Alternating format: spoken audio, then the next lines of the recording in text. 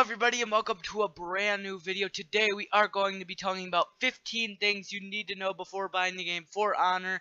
Just a reminder, guys, I did not make the video I will be showing or write this article, so I will have the article link and the video link in the description if you guys want to watch the original thing.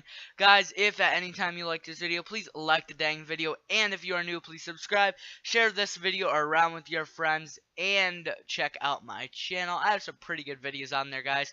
Let's get right into it. So, for blood, for glory, and for honor goes the song when Ubisoft's For Honor arrives next month. We'll find out for ourselves exactly how much bloodshed is necessary for us to win. The closed beta for multiplayer is currently not ongoing. I don't know, the article must be wrong.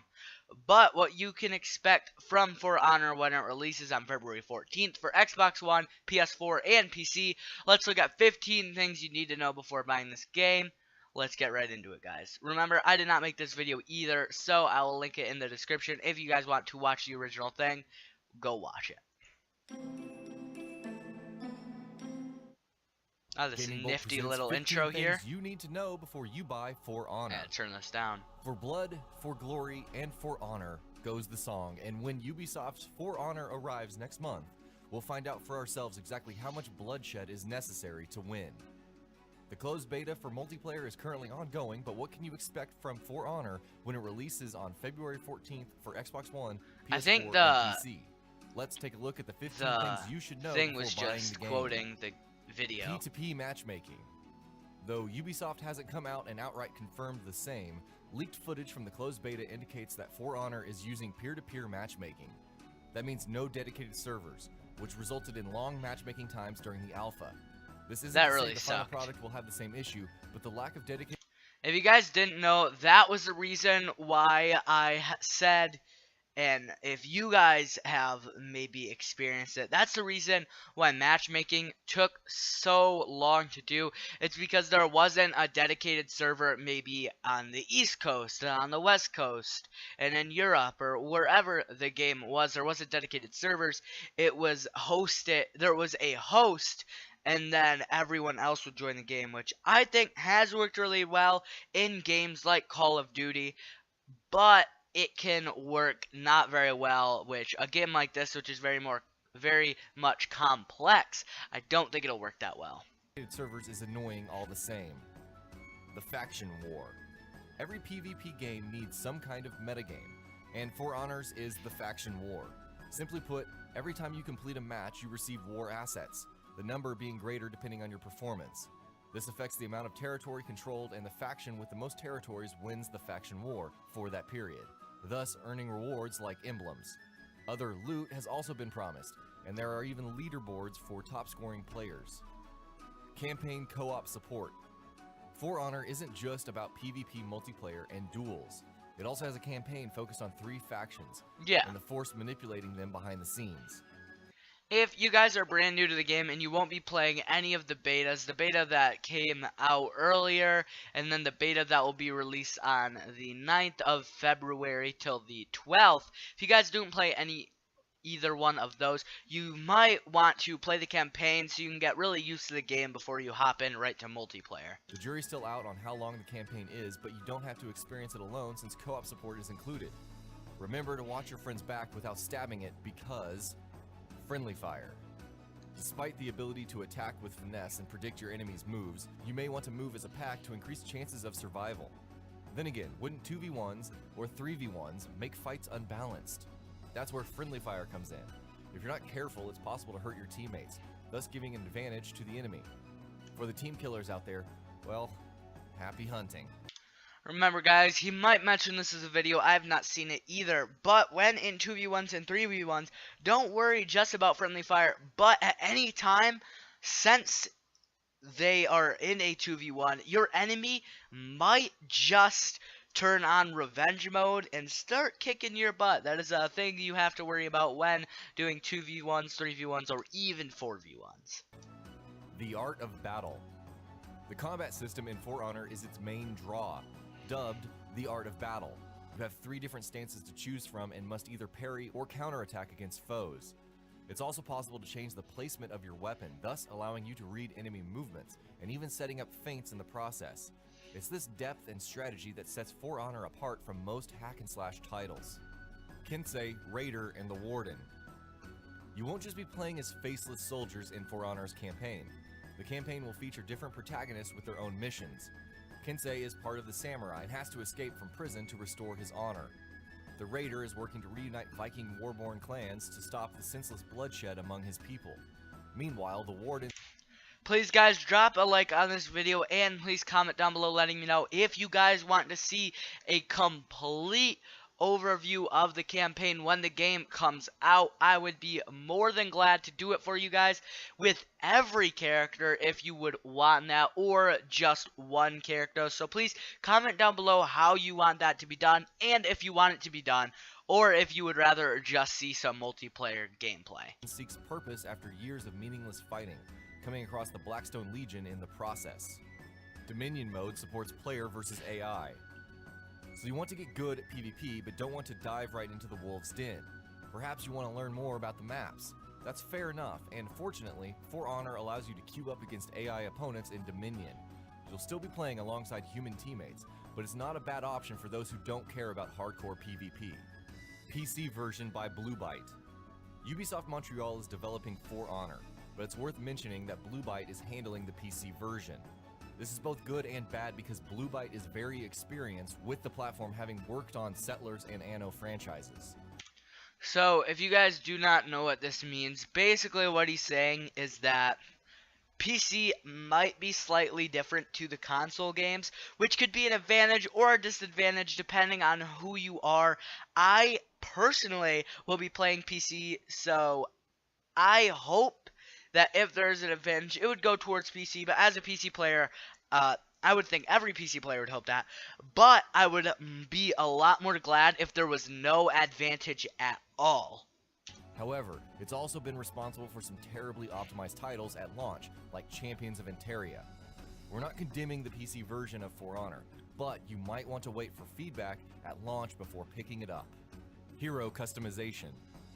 And he said you might want to wait for feedback before picking it up.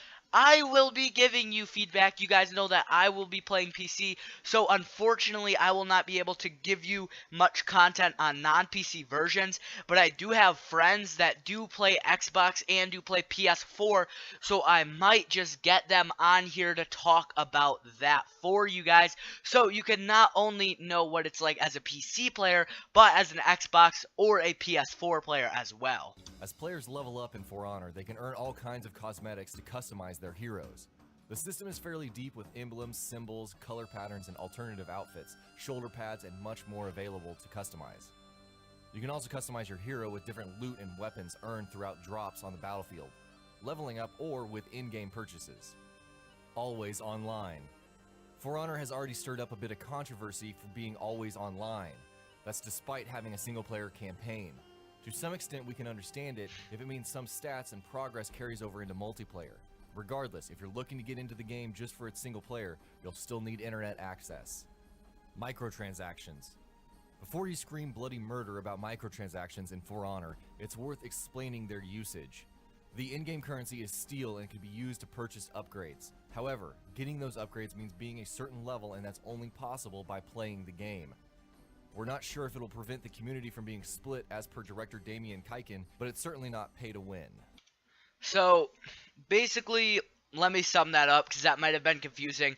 So, if you guys do not know what microtransactions are, I'm going to compare it to a bigger scenario. Let's talk about Call of Duty. Call of Duty has supply crates, and supply crates are microtransactions. That's why Call of Duty is more of a play to win and pay to win-esque game, where only certain weapons and things will show up in supply crates, but if you are still really good at the game, you will be able to beat people with those specialized weapons. So basically how that combines to For Honor is that there's microtransactions that can buy you steel so you can upgrade your weapons. But as I've talked about in previous episodes, you can only upgrade your weapons to the level that you currently are. So you still have to be a high level to have really good stuff. But if you're level 20, then you can buy and pay for things to get all your stuff super high, so it doesn't really matter from there on out once you're level 20, but you have to get to level 20 or higher. Free post-launch maps and modes. If it's any consolation though, For Honor's post-launch content will be completely free. All future maps and modes won't cost you a dime, much like the business model followed by the likes of Titanfall 2 and Overwatch. We're not sure what that means for new heroes, but in terms of new content, you won't have to worry about extra spending. Balancing weapons. It was mentioned earlier that players can earn weapons through loot drops, in-game progression, or with currency. You may think that means an edge over other players thanks to superior weapons, and it's true that stats can be affected. However, weapon balance will emphasize favoring a particular stat and sacrificing another, thus allowing you to build towards certain playstyles. Bottom line. So, this kind of ties into what I've said in the past, is weapon balancing is going to be a thing. It's not like blue weapons, which are, if you guys did not watch my video, lay a notation right now. I do strongly think you should watch that because I think it will help you in the game. But basically, the blue weapons will have obviously better stats than the worst weapons, which I do believe are bronze or silver. I cannot think of it right off the top of my head. But it will have some better stats, but it will definitely have worse stats. So overall, it'll be better than the bronze cards, but it won't be so good that there's no possible way that a person with bronze cards could be a person with blue cards. So basically what I'm saying is that if you have better stuff and you are a higher level, your gear will be better, but there aren't going to be certain things that are better than the others. So let's get back into the video. Don't expect to rule over the crowd because you leveled up the fastest and found an OP weapon. At least that's the theory we hope. ANVIL Next. After using its ANVIL Next engine to develop Assassin's Creed Unity, Assassin's Creed Syndicate, and Assassin's Creed Rogue, Ubisoft began branching out with its usage. Open-world winter sports titles like Steep was developed on it, and For Honor will be the next major ANVIL Next release. That would explain how it can manage crowds of soldiers, but hopefully For Honor can avoid some of the bugs that have cropped up with ANVIL Next engine titles over the years. ANVIL Next is just a system used to make it so there are little soldiers all over the map, like if you guys have played Assassin's Creed 2, or Assassin's Creed, or all those games, there are ton of townsmen that are just kind of sitting around and moving, and that's how the soldier mechanism is going to work. Worked on Red Steel 2. How reliable could For Honor's combat be? If it helps, director Jason Vandenberg, the rugged bearded face of the development team, has quite the experience on hack-and-slash titles. He worked on The Lord of the Rings, The Third Age, and was even the creative director for Red Steel 2. The underrated but awesome motion-controlled slasher. That's not counting the experience he's had working on EA in its 007 titles like Nightfire, Everything or Nothing, and so on. And that'll be about it for this one. If you guys like what we're doing at Gaming Bolt, please consider subscribing to our channel, and I'll see you guys on the next video. Okay guys, so basically, just to sum up this video, this game is going to be super hype. The director of all the combat stuff does have a very extensive list of credentials. That is basically what he was saying in number 1.